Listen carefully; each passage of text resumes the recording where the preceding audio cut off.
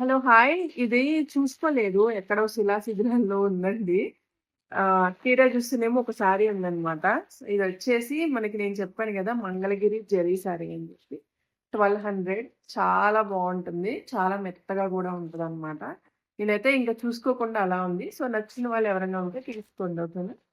Next ఇది గూడా అంతే అండి. బావుంటది. అంటే ఇది చక్కగా స్టైలిష్‌గా ఉండాలనుకునే వాళ్ళకి ఈ చీర చాలా బావుంటది.